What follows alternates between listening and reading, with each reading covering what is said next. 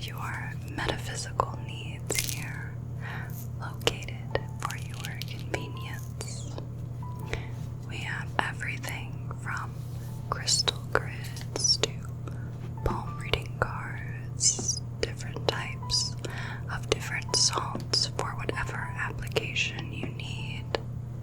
We have the tools you need for smoke cleansing of any kind. We have all sorts of stones, including chakra palm stones. Whatever your needs may be, we will have it here at the Metaphysical Crystal Shop.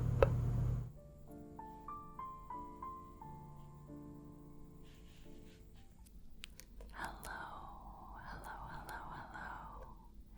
Please come in. Sit a spell for just a little while. Is there anything I can help you with today? Just having a little look about the shop. Certainly. Well, if you were interested, I do have a bit of a penchant for palmistry, chiromancy, divining one's true potential by looking at their hands. Is that perhaps something you may be interested in? Wonderful. Now, please just get comfortable. Just arrange yourself however your body wishes. And it won't take too long, but I hope that when you leave this little palmistry reading, that you feel a little more in tune with yourself and perhaps can draw inspiration or find ideas of ways to go. All right? Okay. So if you wouldn't mind just showing me your hands here, your palms up, what I'm going to be doing is I will be looking at the size, the shape of the hand, as well as the major lines of your dominant hand. So which hand would be your dominant one? Right, okay. So left-handed people are said to be more creative and have intuitive thinking, whereas right-handed people are said to be more practical and have more logical reasoning. So I'm going to look at your hand here. I'm going to look at the shape of the hand in general. So small hands are said to be possessed by people that really look at the big picture of things. They're not very detail-oriented, but they are quite reasonable and self-disciplined as well. Now, if you were to have large hands, it could be said that you are a sensitive, versatile person and may have a natural curiosity about all sorts of things. Okay, so I want to look at the size of your palm. We're going to look at how long it is. We're going to look at the shape itself. So there are four different types of palms or hands, and they are described by the 4 elements: water, air, earth, and fire. Now, a water hand has a long or rectangular palm, and they also possess long fingers. And long fingers would be about the size of the palm itself or longer, whereas short fingers do not quite meet the size of the palm. So, for example, here I have shorter fingers. My longest finger does not quite reach the length of my palm. So it could be said that I have short fingers when determining what element hand I possess. Now, back to the water hand. So, water hands have the rectangular palms or the long palms and long fingers. A water hand is also synonymous with artists, with an artist's hand, or even perhaps musicians. I suppose that goes hand in hand with art though, doesn't it? So these type of people are gentle and imaginative and creative, but they do also happen to generally be more introverted as well and need their space from other people from time to time. Now, on the opposite hand there, no pun intended, a fire hand has a long or rectangular palm in addition to short fingers. I myself have more of a rectangular palm. It's either rectangular or square. It's a little difficult to ascertain because it falls right on that cusp. But really, I could be suited to either type.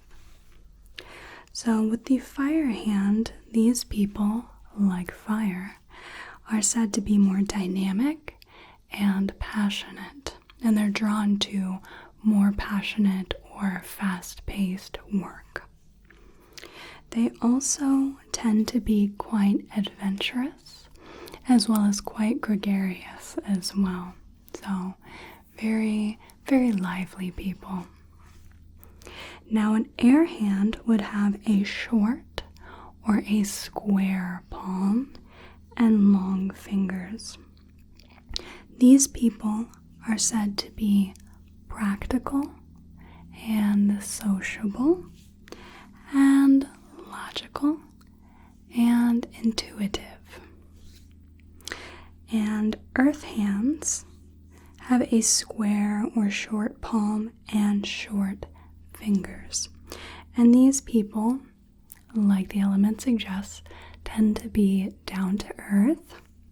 They also tend to be quite reliable and methodical, and they crave stability and organization above all things. So we've gone over the size of your hand, we've gone over the size and shape of your palm. So now let's go ahead and look at the lines on the hand. So it's said that the more lines that one possesses on their hands, the more emotions they have. And the lesser lines that you have suggest more of a practicality. In addition to that, deep, very etched lines tend to suggest that you have very strong likes and dislikes. You have a very clear distinction between those.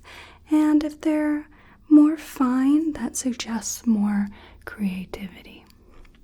So we're going to start with the heart line. Let me see. Okay, so let me show you here. So this curved line right here is the heart line. And I like to think of this as the opposite of head over heart. It's heart over head. Right here. That would be your heart line. So if you had what's called a physical heart line, then it would have quite a strong curve and finish between the fingers, like I have on both my non-dominant and my dominant hand as well. So finishes right between the index and middle finger and has a very distinct curve to it. If you are said to have more of a mental heart line, then it would be quite a bit straighter, or it would stop short as well. So with the physical heart line, that tends to mean that you feel your emotions easily, you're able to express them easily, and you're also able to deal with them in a more healthy or easier way. If you have a more mental heart line, then it's said that you may find it quite difficult to show or express emotion, but you still desire that deep connection with people and perhaps desire to be able to show people emotion. So then we'll go on to where the line ends. So if it ends below the first finger here, your index finger, then you are said to be idealistic with people to a fault. You place a little too much, how do I say it? You hold people to a higher standard than perhaps what you should, and you may find yourself quite disappointed with other people, which could be their fault, but it also may be yours just from expecting too much of them. If it falls below the middle finger here, however, it's said that you don't think too often of others' opinions and their thoughts, which on the one hand might be nice because then you won't have to worry about what other people say about you, but on the other hand it means that perhaps you're not thinking of people in general and their feelings and how your actions impact them. So if it falls right in between the two fingers here, you're said to have a more balanced approach with people, and you're more grounded and more thoughtful of others and their thoughts and feelings. So we're going to go ahead and move on to the headline then. We'll take a look at yours and let me show you real quick what I mean. So this right here is going to be your headline right there. I have a better headline on my right hand here, one that's not so broken on the left hand there. So right here is our headline. And if you have quite a straight headline, it's said that you are logical and grounded, but perhaps you lack a bit of imagination. Now, on the other hand, this could also suggest that if your other attributes suggest that you are imaginative, perhaps you are not imagining big enough, or like the quantity of imagination is not quite enough. So kind of take that with a grain of salt, but generally it means you're not imaginative enough.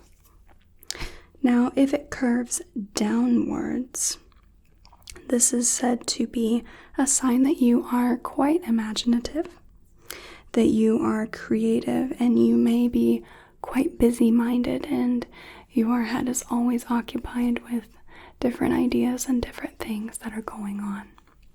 So that would be like mine does a little bit. It's somewhat straight, but it also does curve. I think that means a little bit of a mixture of the two.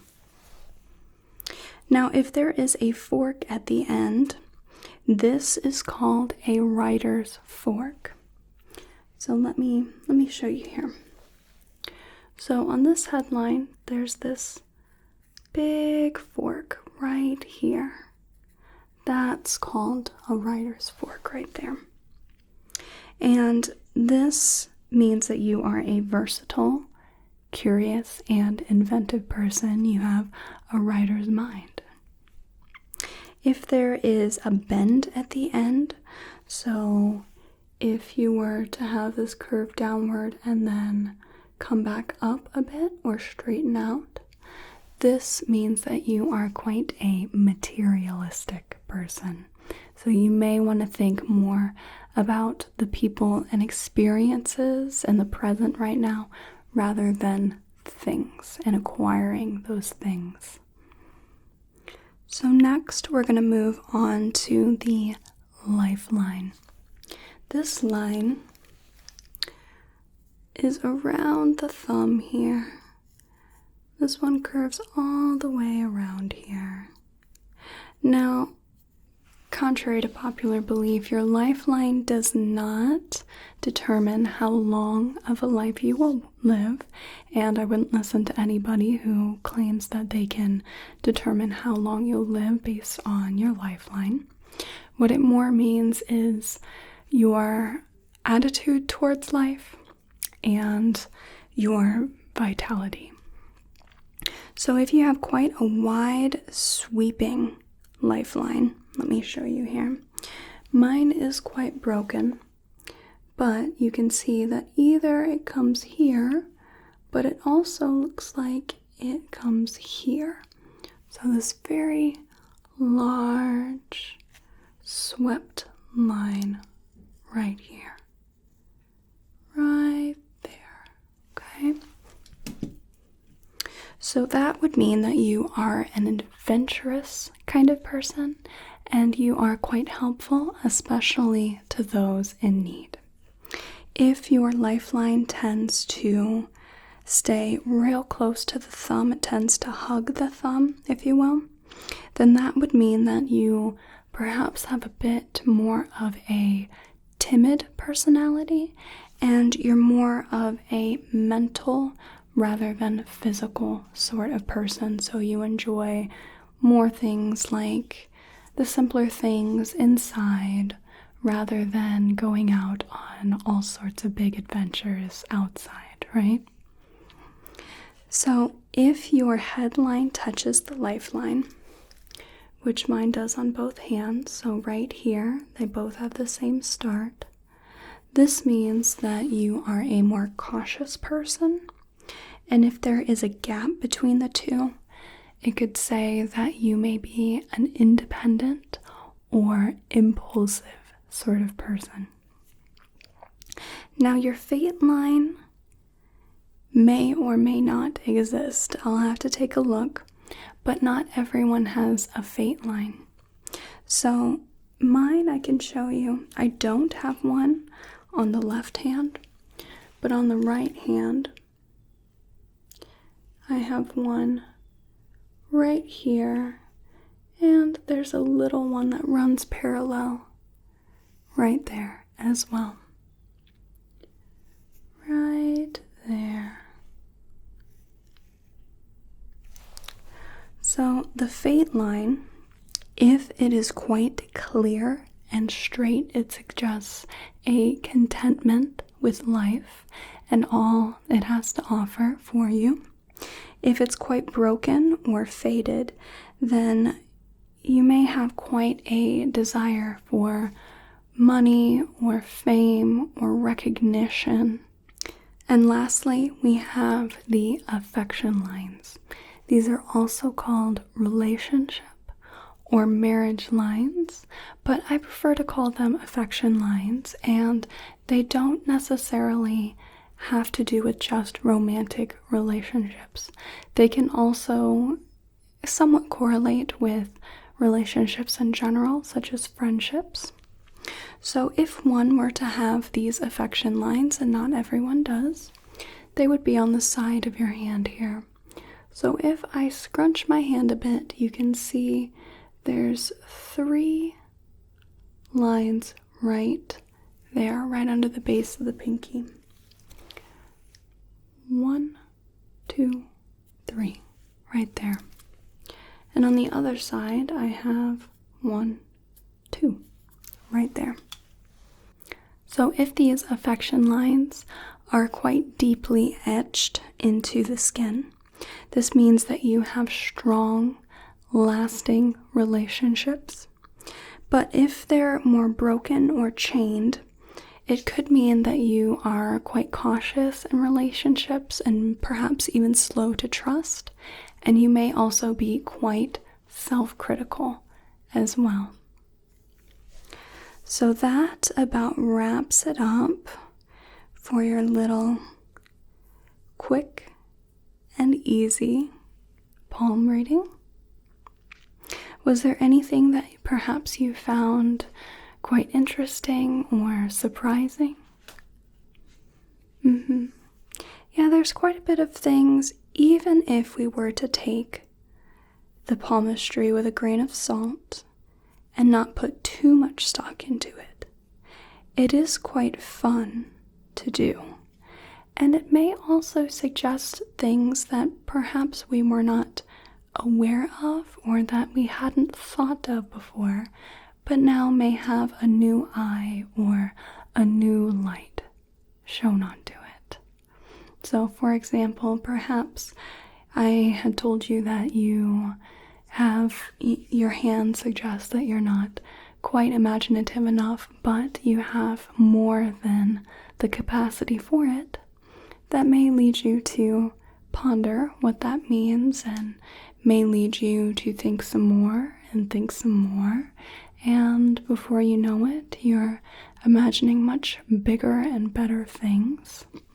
So it can give a bit of inspiration and perhaps brings to light things that perhaps you've overlooked about yourself or didn't think that you were capable of, right? Yeah. At the very least, it's just a very fun way to pass the time and to just have a little bit of fun. So, is there absolutely anything else I can do for you? Okay, well, I would absolutely love it if you continued on looking about the shop. And please let me know if you have absolutely any questions at all. Alright? Okay. Thank you so much for sitting down and doing this little palm reading with me. I really do appreciate it.